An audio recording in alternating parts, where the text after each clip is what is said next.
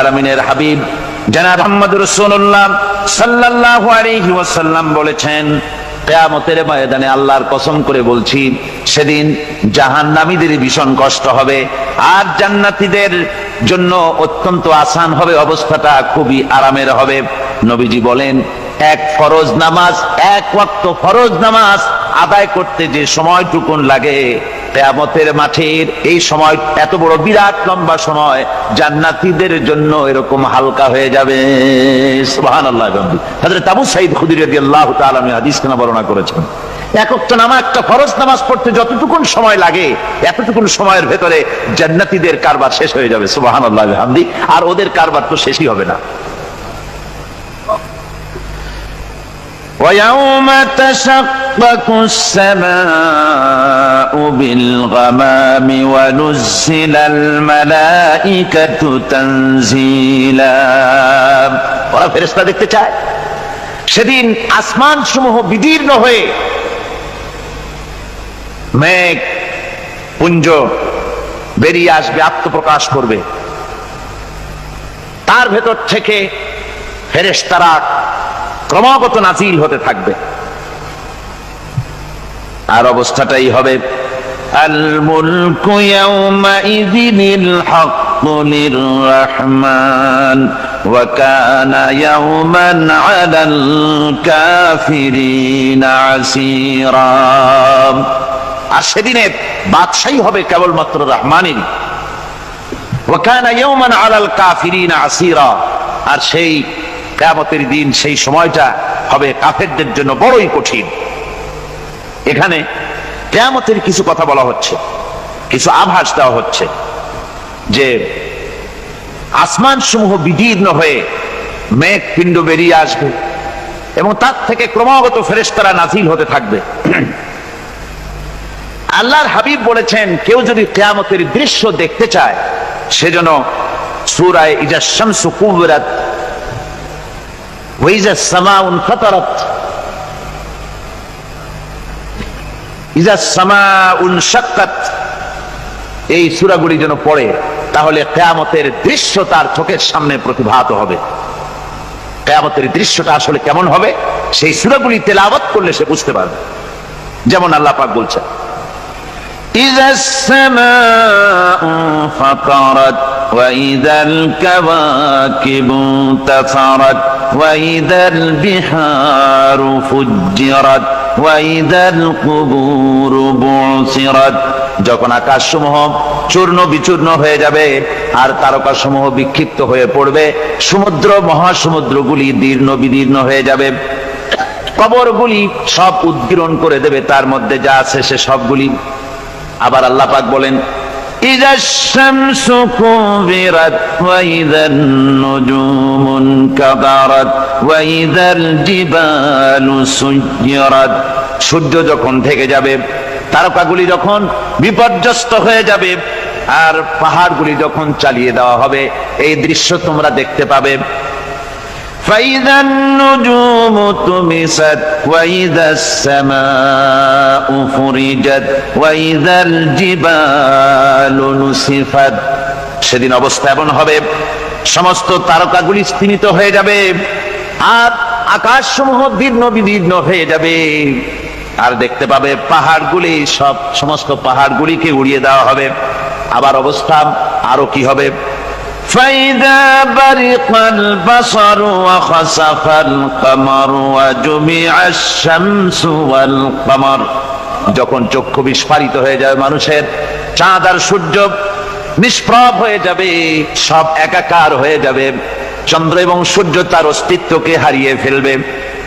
শুধু তাই নয়, ওয়াহুমিলাতিল আরদু ওয়াল জিবালু ফাদুক্কাতা দাক্কাতাও ওয়াহিদা। জমিন ও পাহাড়গুলির মধ্যে সংঘর্ষ লাগিয়ে দেওয়া হবে আর তা এক ধাক্কায় জমিন এবং সমস্ত পাহাড়গুলি চূর্ণ বিচূর্ণ হয়ে যাবে। সুবহানাল্লাহ ওয়া বিহামদিহি। আল্লাহ রাব্বুল আলামিন বলছেন, এইভাবে করে কিয়ামতের দৃশ্য, বিভীষিকাময় দৃশ্য তোমরা দেখতে পাবে। আর সেদিনের রাজত্বটা কার হবে?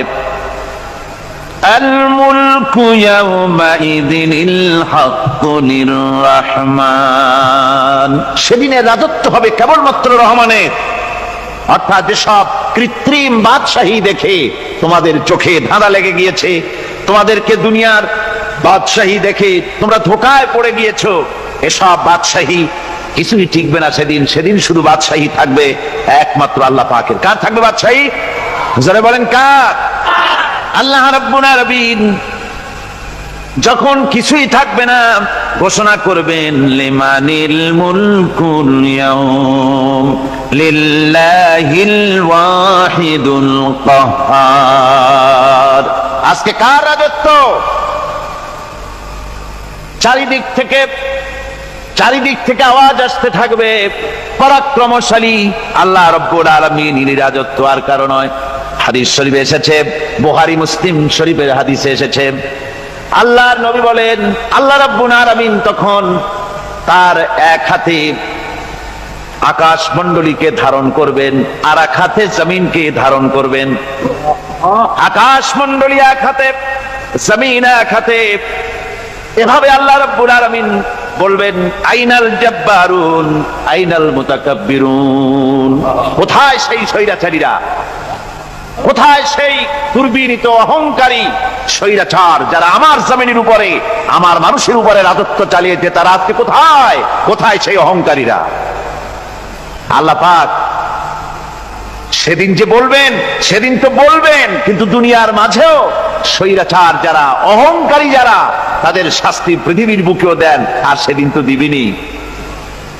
কত স্বৈরাচার আমরা দেখলাম, কত অহংকারী দেখলাম, যাদের তর্জনী হেননে লক্ষ কোটি কোটি মানুষ উঠতো আর বসতো। তাদের জিল্লাতির সঙ্গে আল্লাহ রাব্বুল আলামিন কতজনকে বিদায় করে দিলেন। ফুলের মালা নিয়ে কুলাতে পারে নাই, পা থেকে শুরু করে গলা পর্যন্ত ফুলের মালা দিয়া ডুবাই দিল ভক্তরা। আবার আল্লাহ রাব্বুল আলামিন এমন শাস্তি দিলেন, ফুলের মালার পরিবর্তে জুতার মালা নিয়ে জেলের মধ্যে ঢুকাইয়া দিলেন। ঠিক কিনা গণ? অহংকারী আর স্বৈরাচার যারা হয়, আল্লাহ পাক এভাবে তাদের দৃষ্টান্ত দেখিয়ে দেন। আমরা কত দেখলাম, 9 বছরের রাজা, 10 বছরের সাজা।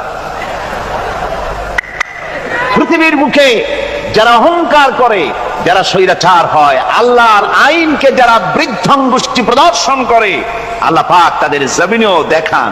এখানে চূড়ান্ত ফয়সালা আল্লাহ করেন না, আসল ফয়সালার জায়গা তো আছেই, তবে এখানে নমুনা দেখায় দেন। কিন্তু মুশকিল হচ্ছে, ইতিহাসের সবচাইতে বড় শিক্ষা হলো ইতিহাস থেকে মানুষেরা শিক্ষা গ্রহণ করে না। একজনে যে কাম করে বিপদে পড়ে, আর একজন এসে আবার সেই পথেই অগ্রসর হয়, নিশ্চিত মৃত্যুর পথে। আমার বন্ধুগণ, আল্লাহ পাক বলছেন সেই দিন আমার রাজত্ব হবে, আর কারো রাজত্ব হবে না। وَكَانَ يَوْمًا عَلَى الْكَافِرِينَ عَسِيرًا। আর ওই দিনটা, ওই কিয়ামতের দিন হবে কাফেরদের জন্য সবচাইতে কঠিন। সবচাইতে কঠিন হবে কাদের জন্য? কাফেরদের জন্য। কাফের কারা? কাফের হচ্ছে তারা যারা নাকি আল্লাহর আইনকে অস্বীকার করেছে, আল্লাহকে অস্বীকার করেছে, আল্লাহর আইনকে অস্বীকার করেছে। ওরা কি? কাফের। কুফর শব্দের অর্থ হচ্ছে গোপন করা। এই জন্য অন্ধকার রাতকে আরবিতে কাফের বলা হয়েছে, অর্থাৎ যা সব জিনিসকে অন্ধকার দিয়ে ঢেকে দেয়। তো কুফর হচ্ছে সেই জিনিস যা মহাসত্যকে ঢেকে দেয়, সত্যকে, মহাসত্যকে ঢেকে দেয় যেই জিনিস, সেটাকে কুফর বলা হয়।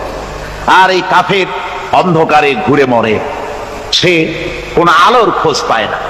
আল্লাহ রাব্বুল আলামিন বলেন, কাফেরদের কথা এখন শোনাচ্ছেন আল্লাহ পাক, والذين كفروا أولياؤهم الطاغوت يخرجونهم من النور إلى الظلمات। যারা কাফের, যারা কুফরি অবলম্বন করেছে, তাদের সাহায্যকারী আর পৃষ্ঠপোষক হচ্ছে তাগুত। তাগুত বলা হয় সেই শক্তিকে যে শক্তি শুধু নিজেই আল্লাহর আইন অমান্য করে বসে থাকে না, বরং অন্যদেরকে আল্লাহর আইন অমান্য করতে বাধ্য করে। ওদেরকে আরবিতে কি বলা হয়? তাগুত বলা হয়। আর এই তাগুতি শক্তি এই তাগুত হয় তার সাহায্যকারী, যা তাকে আলো থেকে টেনে অন্ধকারের ভেতরে নিয়ে যায়। আর কাফের হচ্ছে আল্লাহ পাকের ভাষায় অর্থাৎ কোরআনের ভাষায় কাফের হচ্ছে সবচাইতে নিকৃষ্ট প্রাণী, সবচাইতে নিকৃষ্ট জীব, মহাসত্যকে যারা অস্বীকার করেছে, যারা আল্লাহকে মানে না, যারা আল্লাহর কোরআনকে মানে না, যারা ইসলামকে স্বীকার করে না, তারা সবচাইতে নিকৃষ্ট প্রাণী। আল্লাহ রাব্বুল আলামিন বলেন, ইন্না শাররাদ দাওয়াবি ইনদাল্লাহিল্লাযীনা কাফারু ফাহুম লা ইউমিনুন। নিশ্চয়ই আল্লাহর জমিনে সব বিচরণশীল জীব যত আছে, আল্লাহ বলছেন আমার জমিনে বিচরণশীল জীব যত আছে তার মধ্যে সবচাইতে নিকৃষ্ট প্রাণী হলো যারা ঈমান আনে নাই, যারা বিশ্বাস করেন আমি আল্লাহকে, যারা পরকালকে বিশ্বাস করে নাই, যারা কোরআনকে বিশ্বাস করে নাই, যারা ইসলামকে বিশ্বাস করে নাই, পৃথিবীর মধ্যে তারা সবচাইতে নিকৃষ্টতম প্রাণী।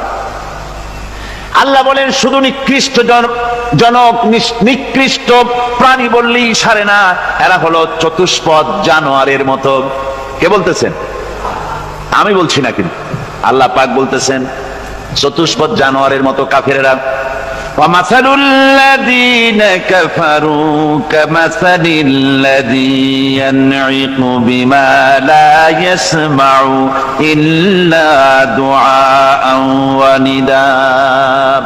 এই কাফেরদের দৃষ্টান্ত হচ্ছে সেই রাখালের মতো, যে রাখাল তার পশুদেরকে ডাকে, আর ওই পশুরা একটা ডাক শোনে মাত্র, কিন্তু কি যে বলে তা তো পশুতে বোঝেন। কথা বুঝতে পেরেছে? সুম্মুন বুকুমুন উমিয়ুন ফাহুম লা ইয়াকিলুন।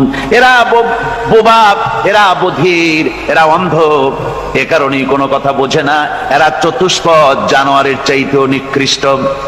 যাদেরকে আমি আল্লাহ বলেন, যাদেরকে আমি চোখ দিলাম, চোখ থাকতে হক দেখলো না, সব দেখলো। হক দেখে নাই চোখ দিয়া, এই চোখ দিয়া সব দেখলো। নারীর সৌন্দর্য উপভোগ করলো, আর নারীর অঙ্গ প্রত্যঙ্গ নিয়ে নানা ধরনের গল্প লিখলো, কবিতা লিখলো, কিন্তু এই সৌন্দর্য যিনি দিলেন তারেও চিনল না। আছে না কত কবি আমাদের দেশে? আমার দেশের সেই কবি জাতীয় পুরস্কার পায় যে কবি নারীর বিশেষ বিশেষ অঙ্গ নিয়ে বেশি করে নির্লজ্জ কবিতা লিখতে পারে, ওই হলো সবচেয়ে বড় কবি। আমার বন্ধুগণ, একজন বুজুর্গ ব্যক্তি তিনি পথ দিয়ে যাচ্ছিলেন, তো সে পথে এক সুন্দরী যুবতী মেয়েকে দেখে সেই যুবতী মেয়ের দিকে এই বুজুর্গ ব্যক্তি এক নজরে তাকায় আছে। তখন এই ঘটনাটাকে কবি এভাবে লিখতেছেন সাজায়, একদা সুখদায়ক প্রমোদা বদন দর্শন করিবম ঝরিল নয়ন, হেসে কহে সে রূপসী সবিস্ময় মন, কহ দেখি মহাশয় কহ কি কারণ, বিষয় বিরাগী তুমি ভুবনে প্রচার, কি হেতু জন্মিল তব মানস বিকার, সামান্য ললনা রূপ করি দর্শন, উচিত না হয় কব অশ্রু বরিশন। বুজুর্গ ব্যক্তি ওই মহিলার দিকে তাকিয়ে তাকিয়ে কাঁদতেছেন। সুন্দরী মহিলা বলেন, আল্লাহর বুজুর্গ বান্দা, আপনি এলাকার ভিতরে বুজুর্গ এবং পীর হিসাবে, বুজুর্গ ব্যক্তি হিসাবে আপনি বিখ্যাত। আজকে আমাকে এখানে দেখে আপনি আমার দিকে তাকায় আমার রূপ উপভোগ করতেছেন আর কাঁদতেছেন। আপনার মতো সংসার বিরাগী মানুষ আমার মতো একটা সুন্দরী মেয়েকে দেখে ভাবে কাঁদা ঠিক না। বুজুর্গ ব্যক্তি বলছেন, হেসে কহিলাম বালে করহ শ্রবণ, নেত্র ঝরে তবু হেতু ভেব না এমন, যে শিল্পী রচিল ওই সুধাংশু বদন, তাহার তরে ঝরে নেত্র নয়নে জীবন। আল্লাহর বান্দি, আমি তোমাকে দেখি কান্দি না, আমার চোখে পানি বেরিয়ে গেছে। তোমারে দেখে আমি মনে মনে ভাবলাম, এত সুন্দর করে যিনি মানুষ বানিয়েছেন, না জানি ওই আল্লাহ রব্বুল আলামিন কত বড় সুন্দর। আমার ভাইরা, সুতরাং চোখ থাকতে ওরা আল্লাহ রাব্বুল আলামিনের কুদরত ওরা দেখে নাই, কান থাকতে কোরআনের আওয়াজ ওদের কানের মধ্যে ঢোকে নাই। বিবেক থাকতে আল্লাহর দ্বীনকে বুঝতে পারে নাই, চিন্তা করতে পারে নাই। আল্লাহ রাব্বুল আলামিন বলেন উলাইকা কাল্লানাম, এরা হলো চতুষ্পদ জানোয়ার। বালহুম আদাল, শুধু জানোয়ার না, জানোয়ারের চাইতেও নিকৃষ্ট। এমনই জানোয়ার, আল্লাহ বলেন শুধু জানোয়ার না, জানোয়ারের মতো শুধু খায় জনমের মতো। والذين كفروا يتمتعون ويأكلون كما تأكل الأنعام। এই কাফেরগুলির কাম শুধু ফুর্তি করা, গান বাজনা, নাটক, গল্প, এই সব কাজ তাদের। নামাজ নাই, রোজা নাই, আল্লাহর চিন্তা নাই, তাহাজ্জুদ নাই, পরহেজগারি নাই, শুধু গান আর নাচ। দেখেন না ফুর্তি। এই যে 1 জানুয়ারি রাত 12টার সময় আমার ঘুম ভেঙে গেল, এই যেখানে আমি ছিলাম, বিকট আওয়াজ। আমি মনে করলাম পাশের বাড়ি বুঝি ডাকাত পড়ছে। পরে বাড়িওয়ালা আমাকে বললেন যে ডাকাত না, বোধহয় এই নিউ ইয়ার সেলিব্রেট হচ্ছে, নতুন বৎসর উদযাপন হচ্ছে, বোমা দিয়ে শহরবাসীর আরামের ঘুম হারাম করে এগুলি করা হচ্ছে। এ তো গেল 1 জানুয়ারি। আর যখন আমাদের নিজেরটা যখন আসে, অর্থাৎ 1 বৈশাখ, তখন দেখছেন অবস্থা 1 বৈশাখে। এবছর আমাদের দেশে 1 বৈশাখে ঢাকায় যে দৃশ্য আমি টিভির মধ্যে দেখলাম, তাতে আমার মনে হয়নি যে 12 কোটি মুসলমানের দেশে রাজধানীতে এই দৃশ্য হচ্ছে। আমার মনে হচ্ছিল এটা বুঝি কলকাতা অথবা অন্য কোনো শহর হবে। আমি দেখলাম সমস্ত যুবক যুবতী, নারী পুরুষ, বিভিন্ন বয়সের লোক সব একসঙ্গে রাস্তায় নেমেছে, নাচতেছে। তার মধ্যে বুদ্ধিজীবী আছে, শিক্ষিত লোক আছে, সমানে নাচতেছে। আর তাদের মুখোশ পরা, বানরের মুখোশ, কুকুরের মুখোশ, শূকরের মুখোশ, ঘোড়ার মুখোশ, পাপী শিয়ালের মুখোশ, এই মুখোশ পরে এভাবে নাচতেছে। আমি চিন্তা করলাম নববর্ষের সাথে কুত্তার মুখোশের সম্পর্ক কি? নববর্ষের সাথে পাপী শৃগালের মুখোশের সম্পর্ক কি? তাহলে ওরা কি বলতে চায় যে আগামী বছরটা আমরা কুত্তার ভূমিকায় অ্যাক্টিং করব, অথবা শৃগালের মতো ধূর্তামি করব জাতির সাথে? তারপরে কি করলো? সকাল বেলায় যুবক যুবতী 1 বৈশাখ সূর্য উদয়ের আগে রমনা লেকের পাড়ে গিয়ে সব দাঁড়িয়েছে বাসন্তী রঙের শাড়ি পরে। তারপরে সেখানে দাঁড়িয়ে সূর্য উদয়ের পানে তাকিয়ে সকাল বেলায় ভাবে করজোর করে বলছে, এসো হে নববৈশাখ স্বাগতম হে।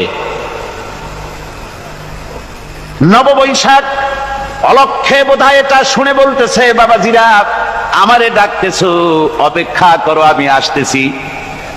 আমারে ডাকতেছো, আমি আসতেছি, কোমরে গামছা বেঁধে আসতেছি, 225 মাইল স্পিডে আসতেছি, 30 ফুট উঁচু জলোচ্ছ্বাস নিয়ে আসতেছি, নববৈশাখের মজা সাত চাকায়।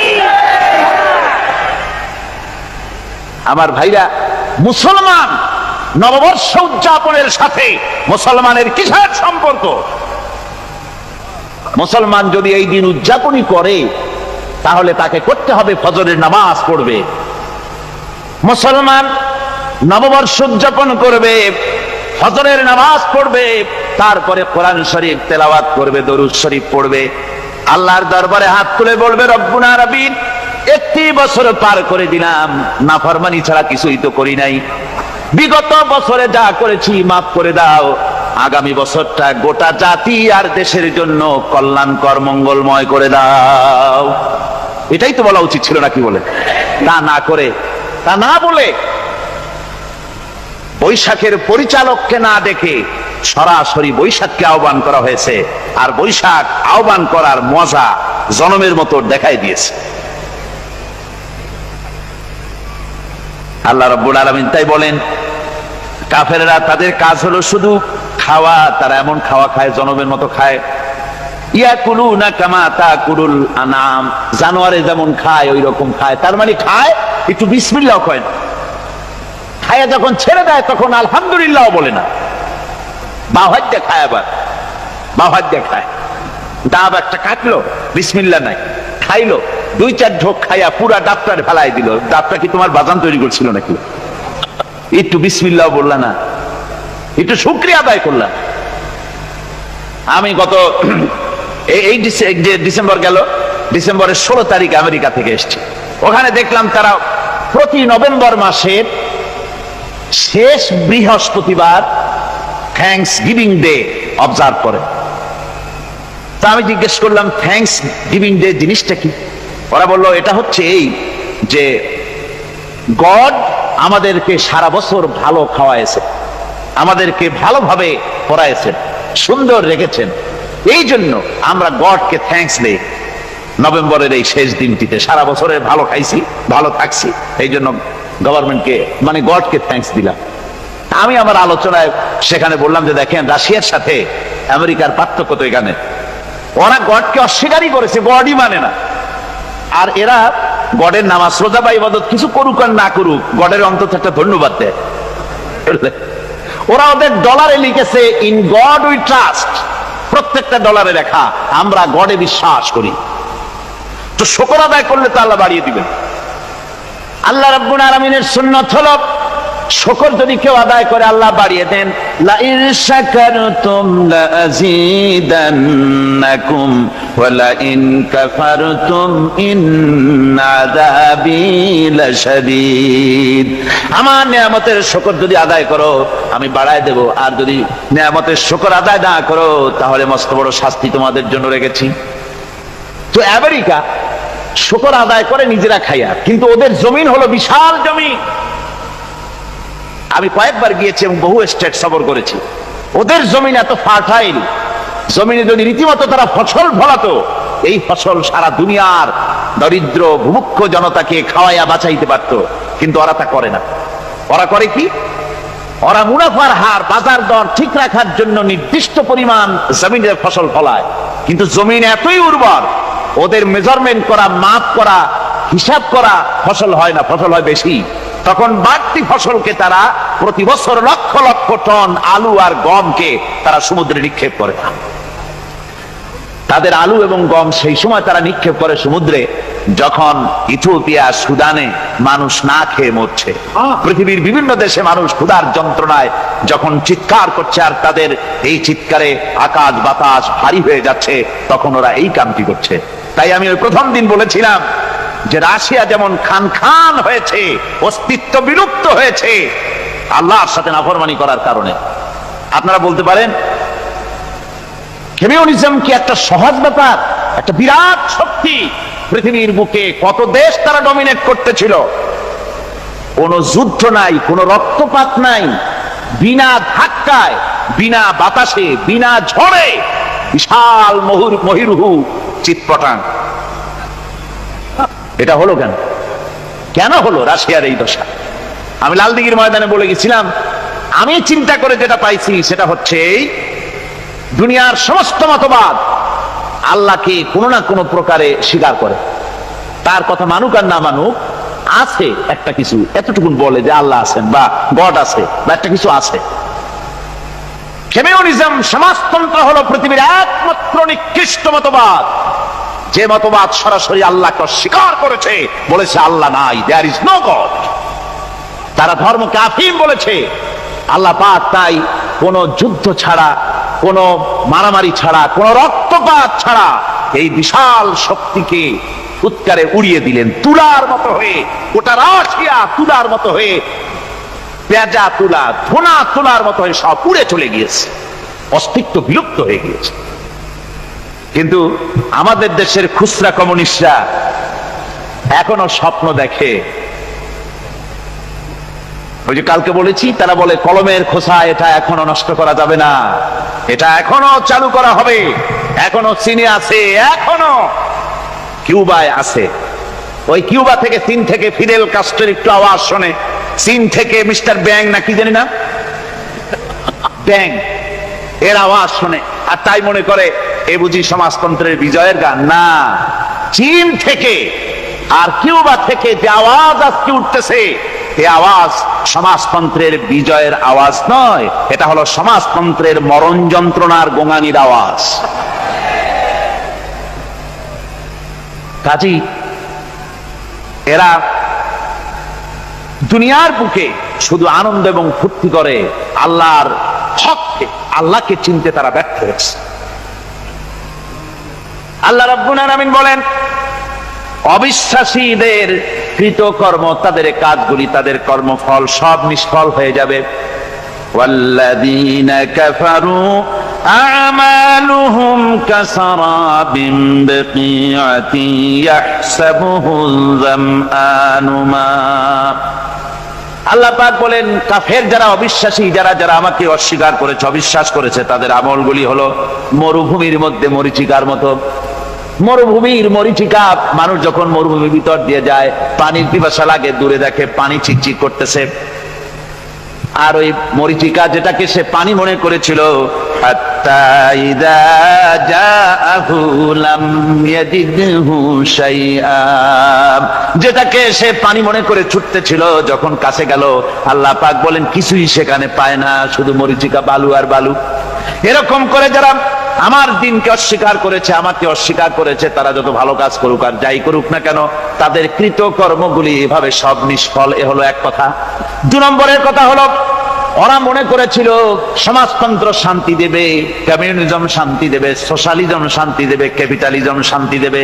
এই শান্তির চিন্তা করে অগণিত মানুষকে হত্যা করে সমাজতন্ত্রের রাজত্ব যখন কায়েম করলো, 70 বছরও চলে গেল, তারপরে তারা দেখলো হাত্তা ইযা জাআহু লাম ইয়াজিদহু শাইআ, কিচ্ছুই পেল না। তারা ক্ষুধার যন্ত্রণায় মরলো, কাপড় নাই, খাবার নাই। তারা ওই রাশিয়া থেকে, চেকোস্লোভাকিয়া থেকে, যুগোস্লাভিয়া দিয়া, রোমানিয়া থেকে, হাঙ্গেরি এবং পোল্যান্ড আর মঙ্গোলিয়া থেকে সেখানে সমাজতন্ত্র তাড়াতে আমরা যাই নাই। আমরা সেখানে সমাজতন্ত্রের বিরুদ্ধে তাফসীর করি নাই, ব্যাখ্যা করি নাই, বক্তব্য রাখি নাই। ওই সব দেশ থেকে সমাজতন্ত্র তাড়াইছে কে? তারা তাড়িয়েছে?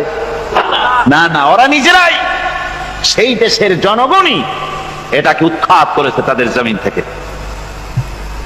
আল্লাহ পাক বলছেন, যারা আমার দিনকে, আমার বিধানকে যারা অস্বীকার করবে, তারা এই অস্বীকারী অবস্থায় যদি মৌত হয়, আমার সমাজতন্ত্রী কোনো ভাই যদি মাহফিলে থাকেন, কমিউনিস্ট কোনো ভাই যদি মাহফিলে থাকেন, তাহলে শুনুন আল্লাহ কি বলতেছেন।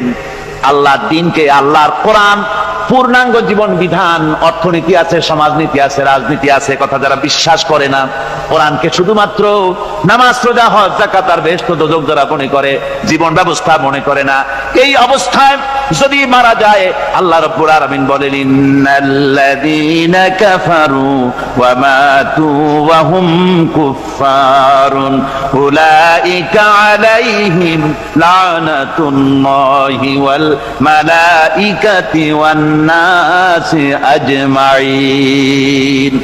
আল্লাহ রাব্বুল আলামিন বলেন, আমাকে অস্বীকার করার অবস্থায়, আমার দিনকে, বিধানকে অস্বীকার করার অবস্থায় যদি মৌত হয়ে যায়, তাহলে আল্লাহ, ফেরেশতা এবং তামাম পৃথিবীবাসীর অভিসম্পদ তার